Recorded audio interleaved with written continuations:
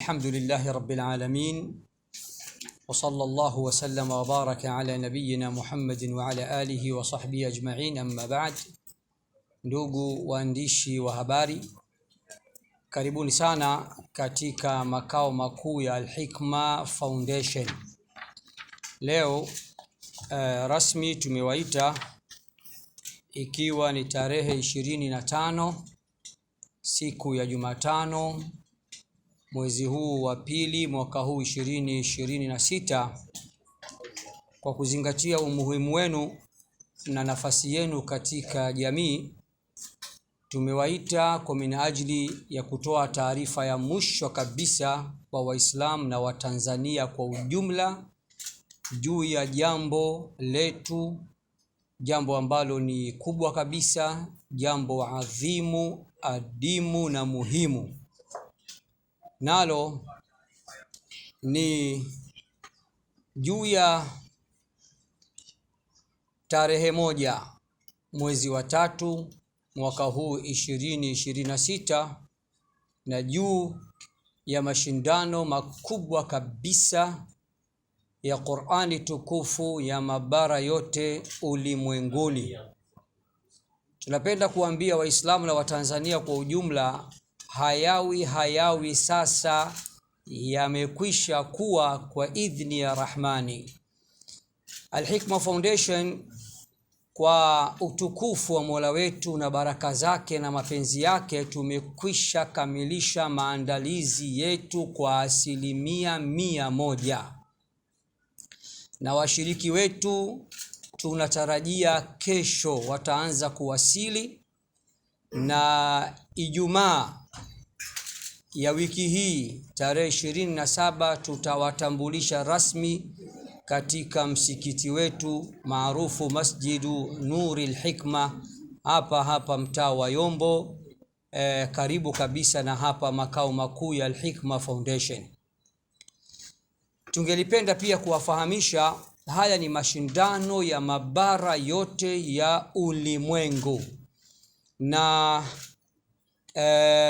washiriki wetu mwaka huu ni kama ifuatavyo. Kutoka katika bara la Amerika ya Kaskazini, washiriki ni wawili, mmoja anatoka Canada na mwingine anatoka Mexico. Lakini tukija katika bara la Amerika ya Kusini, tuna washiriki wawili, mmoja anatoka Barbados na mwingine anatoka Guyana. Lakini tukija katika bara la Ulaya, tuna washiriki watatu, mmoja anatoka Sweden, na wa pili anatoka German, na watatu anatoka England, bimaana Uingereza. Lakini tukija katika bara la Australia, kama kawaida tuna washiriki wawili, mmoja anatoka New Zealand na wa pili anatoka Australia kwenyewe. Lakini pia bara la Asia tuna washiriki wawili, mmoja anatoka Indonesia na wa pili anatoka Kazakhstan. Tukija upande wa bara la Afrika, bara mwenyeji, wao kidogo tumewapa nafasi kwa kuzingatia umuhimu wa Afrika na kuwapa nafasi ya upendeleo. Tuna kutoka bara la Afrika tuna kisiwa, ni kisiwa mwalimu bila shaka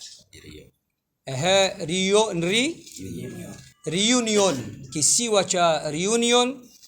Lakini pia tuna mshiriki kutoka nchi ya Zambia, tuna mshiriki kutoka nchi ya Uganda, tuna mshiriki kutoka nchi ya Kenya.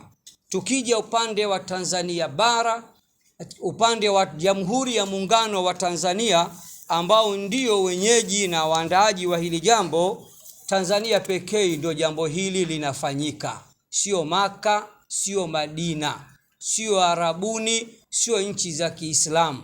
Walioweza kufanya mashindano makubwa zaidi ya Qur'ani tukufu duniani ni Tanzania peke yao chini ya mwamvuli wa Al-Hikma Foundation, na mwenye macho haambiwi tazama, na mwenye masikio haambiwi sikia, na nyote ni mashahidi juu ya hilo. Tanzania tuna washiriki watatu kwa sababu wamejisemea watoto wa pwani mcheza kwao hutunzwa. Tuna Tanzania bara, kijana kutoka mkoa wa Pwani, lakini tuna Tanzania visiwani bimaana ya Zanzibar, lakini taasisi sasa ambayo ndio inaandaa jambo hili Al-Hikma Foundation, kwa sababu ni taasisi ambayo pia ina kitengo cha kusomesha na kuhifadhisha Qur'ani tukufu, pia tutamtoa mshiriki wetu mmoja. Jumla ya washiriki mwaka huu ni 18 na tumeamua kupunguza idadi kutoka 24 hadi 18 kwa ajili ya kumaintain muda na kuhakikisha suala akipenda Mola linaanza mapema na linamalizika mapema. Zawadi sasa. Zawadi mpenzi mtazamaji wa Tanzania na Waislamu kwa ujumla, kama kawaida Al-Hikma Foundation katika mashindano haya ya mabara yote ulimwenguni huwa tuna washindi watano, top 5. Katika hao 18 washindi watakuwa watano tu. Mshindi wa tano zawadi yake itakuwa dola 3,000 za Kimarekani, ni sawa kabisa na shilingi milioni 7,800,000. Mshindi wa nne zawadi yake ni dola 3,000, ni sawa kabisa na shilingi milioni 10,400,000. Tukija kwa mshindi wa tatu atajipatia dola 5,000, ni sawa kabisa na milioni 13 za Kitanzania. Tukija kwa mshindi wa pili zawadi yake ni shilingi dola 8,000, ni sawa kabisa na shilingi milioni 20,800,000. Kuna kitu nimekosea? Mshindi wa 4. Nimemruka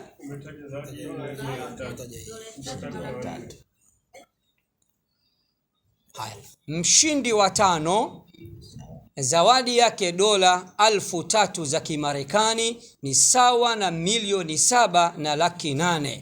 Mshindi wa nne zawadi yake dola 4,000, ni sawa na shilingi milioni 10,400,000.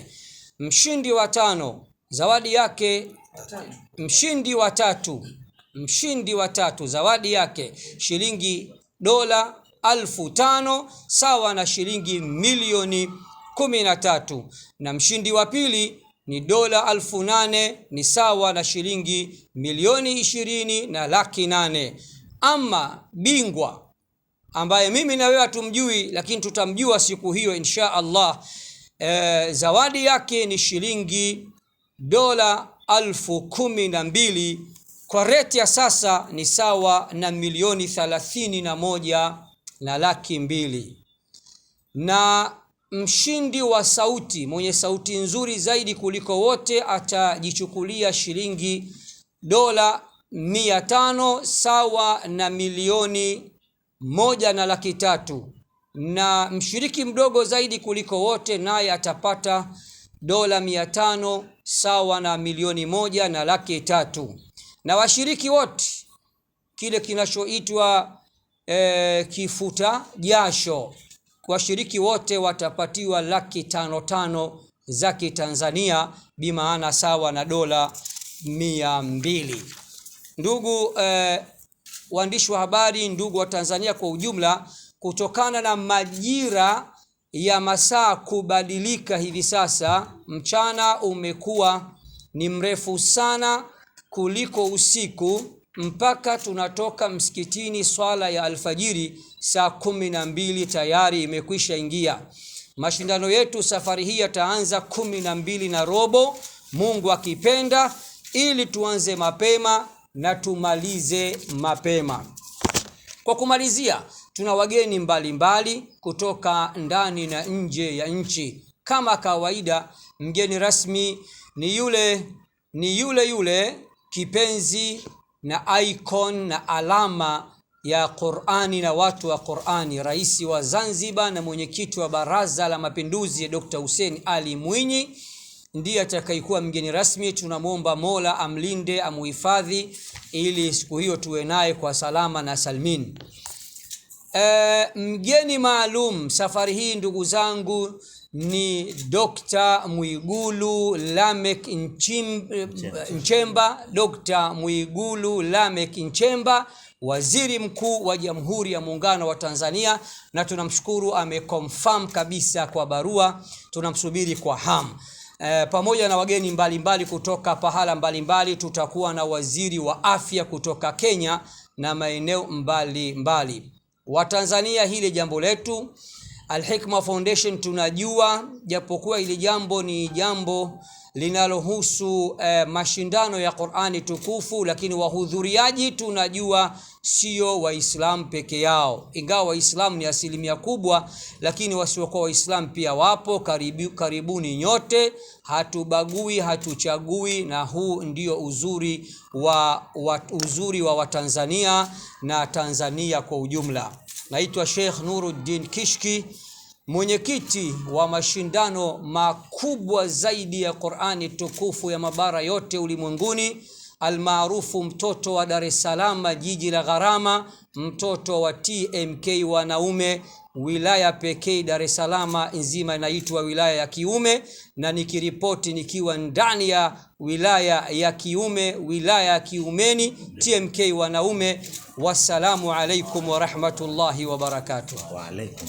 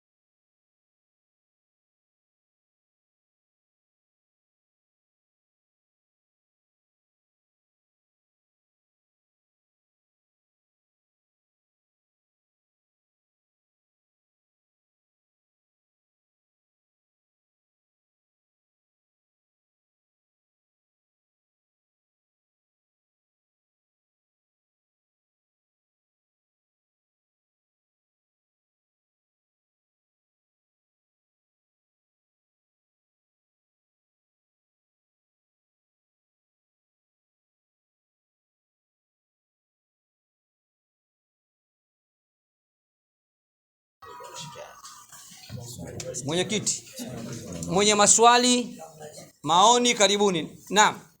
Kuna maiki hapa, wataongea hivi hivi. Karibu. Sogea hapa basi. Kamera zitupate. Naam. Gazeti la Mwananchi. Nilikuwa na swali mawili. La kwanza, ningepeleza namna ambavyo washiriki wanapopatikana, mchakato inakuwaje katika maeneo yao.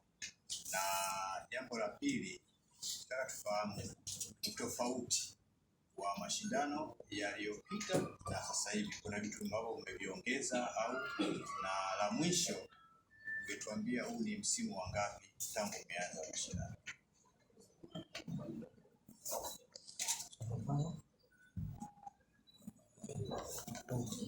Hamna tofauti la kwanza. Swali la kwanza, upatikanaji wa washiriki. Ayo jadid. Bara ngapi? Haya, ndugu kutoka tutajibu pamoja au tujibu moja moja? Bora moja moja. Ametoka gazeti? Kutoka gazeti la Mwananchi, ndugu Bakari kama sikosei, ana maswali kama matatu. Anataka kujua utofauti wa mashindano ya mwaka huu na miaka yaliyopita. Utofauti wa mashindano wa mwaka huu ni kwamba kila bara tunachukua washiriki wawili. Tofauti na miaka ya nyuma, kila bara lilikuwa likiwakilishwa na mshiriki mmoja. Hili ni la kwanza. La pili, utofauti wa mashindano haya, staili ya kujaji mwaka huu imebadilika. Tunatumia digital zaidi kuliko miaka ya nyuma. Kompyuta ndiyo itakayo hukumu. Baada ya majaji, kazi yao itakuwa ni kukata maksi tu, kwamba hapa amekosea na mkata maksi moja, hapa amekosea na mkata nusu maksi, hapa na mkata daraja 2. Kompyuta ndiyo itakayojumlisha na kuleta orodha ya mshindi wa kwanza mpaka wa 5. Ni staili mpya, mfumo mpya wa kimataifa wa kujaji, na sisi alhamdulillah hatuko nyuma, kwa sababu tumeshajiita ni watoto wa kiumeni, watoto wa TMK. Hilo ni jambo la pili. Jambo la tatu, washiriki wanapatikana vipi kutoka mabara yote ya ulimwenguni? Jawabu ni kwamba Al-Hikma Foundation ni taasisi ya kimataifa na ina mabalozi kila nchi katika mabara yote ulimwenguni. Tunachofanya, miezi 6 kabla ya tukio letu, tunaandika barua kwa mabalozi zetu katika nchi zote hizo kwamba sasa tunaleta rasmi kwako, tunahitaji mshiriki mmoja atakayewakilisha bara lako. Wao kule wanafanya vipi? Wao kule wanatangaza jambo hili, kisha wanashindanisha vijana wao. Sisi hatuwaingilii na hayatuhusu namna wanavyompata mshiriki. Wakishampata mshiriki, ndipo wanajaza fomu yetu na wanatuma, mshiriki wa mwaka huu ni huyu, mshiriki wa mwaka huu ni huyu, na passport yake ni hii, na sisi tunaanza process ya kumwombea visa na masuala mazima ya ticket. Jambo swali lake la mwisho, huu ni msimu wa ngapi? Mashindano haya mwaka huu yatakuwa ni mashindano ya 26, bimaana huu ni mwaka wa 26. Na tangia tuhamie katika viwanja vya Mkapa na Uhuru, huu ni mwaka wa 12. Naam, karibu. Asante sana. Inaitwa Hamisi Mwenge kutoka TBC. Swali langu ni kwamba labda mnadhani mashindano haya kwa Qur'ani yana mchango gani hasa kuza maadili hasa kwa vijana? Tangu mlipoanza mmesema na miaka 26 sasa hivi mpaka sasa, labda mnahisi imesaidia nini kuza maadili hasa kwa vijana? Swali zuri sana kwa ndugu Hamisi kutoka TBC. Mashindano haya yanasaidiaje katika kukuza maadili au kuwalea watoto wetu kimaadili? Kwanza, Qur'ani tukufu yenyewe ni maadili tosha. Moja ya wake wa Bwana Mtume Muhammad sallallahu alaihi wasallam anatuambia, alipoulizwa tabia za mtume wetu, mwenendo wa mtume wetu, maadili ya mtume wetu, akasema kana khuluquhu alquranu. Tabia za mtume na maadili yake yalikuwa ni Qur'ani. Qur'ani tukufu ni kitabu ambacho kimekamilika, kina shaka ndani yake, kila aina ya mafunzo, na ndani yake pana mafunzo mengi sana kuhusiana na maadili, tabia njema, nidhamu, uchamungu na kila jambo. Kwa hiyo watoto, kitendo cha kuwahamasisha katika kusoma na kuhifadhi Qur'ani, na kisha tunawaandalia shindano kubwa kama hilo, sisi ambao tupo katika fildi hii tunaona mabadiliko makubwa sana ya watoto wetu na jamii yetu ambayo iko chini yetu sisi katika kukua siku hadi siku katika maadili mema. Lakini pia mashindano haya licha kusaidia kimaadili, yanawasaidia vijana pia kiuchumi. Nyinyi ni mashahidi, zawadi zinawasaidia. Huko nyuma tushajenga mpaka nyumba mbalimbali tumewajengea washiriki. Kwa hiyo Qur'ani tukufu inawasaidia vijana kimaadili, inawasaidia vijana kiuchumi, na inawasaidia vijana katika maeneo mbalimbali. Naam. Mtu watatu wanatosha. Naam. Vizuri sana. Huyu atakuwa mwisho kauli mbiu. Al-Hikma Foundation katika kuliendea jambo hili na kuliandaa huwa tunatumia ufanisi wa hali ya juu, tunatumia ubunifu wa hali ya juu, na kusema hivyo hatuna maana ya kujisifia, bali ni kuelezea tu namna tunavyojipanga katika kuyaandaa haya mashindano. Kila mwaka tunakuja na staili mpya na kila mwaka tunakuja na kauli mbiu mpya. Kwa mfano tu, mwaka jana mliniona mimi kama mwenyekiti nikiendesha baskeli maeneo mbalimbali katika jiji hili la Dar es Salaam nikihamasisha watu. Lakini mwaka huu nimekuja na staili nyingine. Nimekuja na pikipiki kuonyesha kwamba mwenyekiti ni mtoto wa mjini, mtoto wa TMK. Lakini kama ile halitoshi, na bajaji nimeendesha. Lakini kama ile halitoshi, yote hii ni katika kuhamasisha jamii. Ona shehe kafika katika maeneo yetu na pikipiki na bajaji, tunakosaje kufika sisi? Lakini kila mwaka tunakuja na kauli mbiu. Kauli mbiu ya mwaka huu inasema Qur'ani tukufu ina ncha mbili. Ncha moja ipo mikononi mwa Allah na ncha nyingine ipo mikononi mwetu.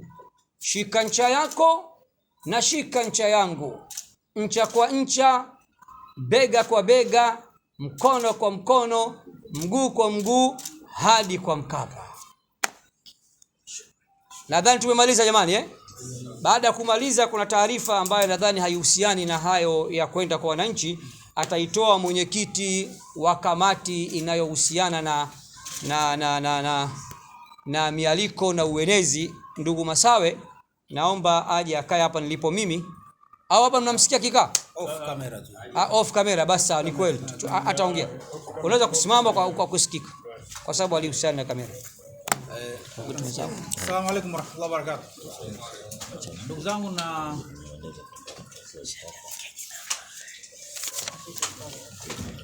majambo mawili off camera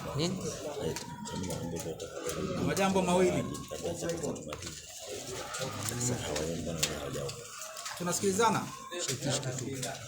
Jambo la kwanza, inshallah, baada usimame saumu kali. Simama shehe, acha mwingi bwana.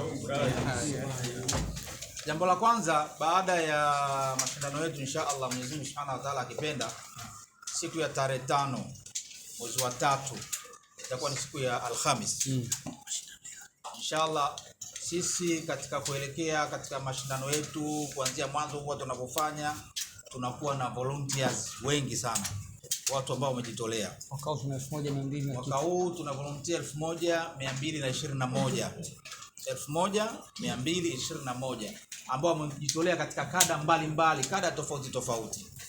Kwa hiyo siku hiyo itatumika kuwapa pongezi, kuwashukuru baadhi ya volunteers ambao walisaidia sisi kwa namna moja au nyingine jambo letu ili kwenda hewani, jambo letu kwenda kuwafikia wananchi mbalimbali. Tunaelewana vizuri? Kwa hiyo tarehe 5 siku ya Alhamisi ya mwezi wa 3 pia vile tunawaalika katika hilo. Tumeelewana? Lakini sambamba na hilo la volunteer pia tutatumia siku hiyo. Msikizeni vizuri hapa, inawahusu nyinyi sasa. Tutatumia siku hiyo ya tarehe 5 mwezi wa 3 kuwatambua waandishi wa habari waliochangia kwa namna moja au nyingine kupeleka taarifa za mashindano yetu ambayo yanafanyika tarehe 1. Tuelewane vizuri. Waandishi wa habari, kuna kipengele ambacho nyinyi huwa mnadili nacho sana, mnasahau target yetu ambayo ni mashindano, mnadili sana na uzinduzi. Sisi tunaelewana vizuri. Kwa hiyo tarehe 5 tutatambua waandishi wa habari waliochangia kwa namna moja au nyingine kupeleka habari kwa walaji, kwa walaji huko nje, kwamba fulani na fulani ameshika namba 1. Tutatoa washindi wa 5, namba 1 mpaka namba 5, kama tulivyofanya wakati wa uzinduzi. Tumelifanya hili mapema ili watu waelewe na watu wajue kwamba target yetu sisi sio uzinduzi. Target yetu sisi ni nini? Mashindano. Na hili tumeundia tume maalum ambayo inafuatilia katika kila blogger, kila chombo cha habari, kila kitu. Fulani karusha mara ngapi, fulani kafanyeje, fulani huyu anastahili kupewa, ndio huyu astahiki, pamoja jina lake kubwa, lakini kwenye letu huyu astahiki. Sisi tunaelewana vizuri, tunaepusha baadhi ya lawama. Sawa sawa jamani.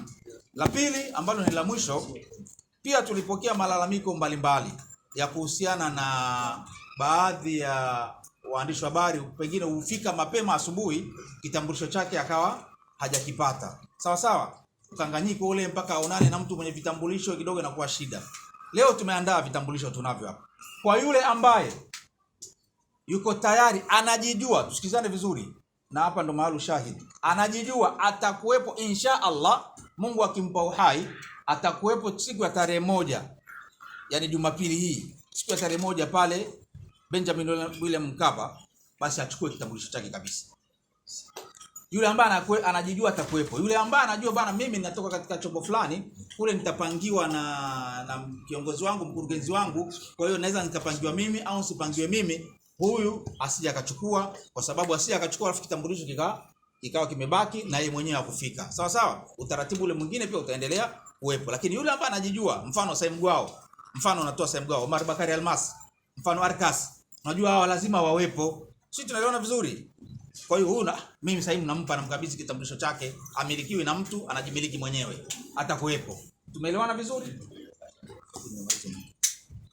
Na kwa kuongezea, ndugu zangu, nyinyi ni watu muhimu sana kwetu, na nyinyi ni marafiki wakubwa wa taasisi yetu, na sisi kila wakati tunafikiria kuwa surprise na nyinyi kwa namna moja ama nyingine, kadri Mungu atakavyokuwa anatujalia. Ile staili ya kuwatambua waandishi bora au waliochangia hatutofanya tena katika uzinduzi. Style tumeibadilisha, tutakuwa tunafanya baada ya mashindano, kwa sababu ya tubaki na malengo ya mashindano na sio uzinduzi. Wengi mmefanya vizuri sana katika kusambaza teaser zetu, lakini baada tu ya kuzindua, wengi mpaka hizi ambazo ziko chini ya kila Saimu na kina Abdalla Matotola, watu wanajisahau kurusha matangazo hayo ya mashindano. Na uzuri media zenu hazidanganyi, vitu vinabaki, unataka kujua unaingia tu. Mtu wala adanganya, hata kama kaposti leo unajua hii bana mzungu kaandika siku 3 zilizopita, tunaona. Kwa hiyo kuanzia sasa tunafanya baada ya mashindano. Kwa hiyo tunawakaribisha tena tarehe 5 saa 7 hapa makao makuu, tukiwa tunawashukuru volunteer wetu, vikundi mbalimbali zaidi ya 1200 na kitu. Tutawatambua wao kwa hapa zawadi, tutatoa shukrani kwa Watanzania, kisha tutawatambua na wale waandishi bora. Shukrani sana na Mungu awabariki sana. Hamisi na Matotola, njoo tumalizane na nauli ya vijana wenu. Jamani, kuna karatasi mbili, kuna moja ilikuwa na katibu pale. Kama mtu hajajaza naomba asogee. Jumapili hivi hapa. Unasemaje? Msikage hicho kitu gani ambie? Ilikuwa na karatasi nyingine hapa.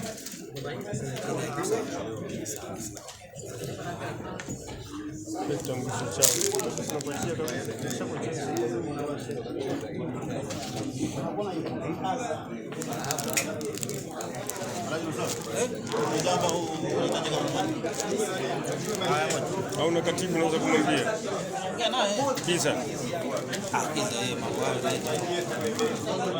unaweza kumwambia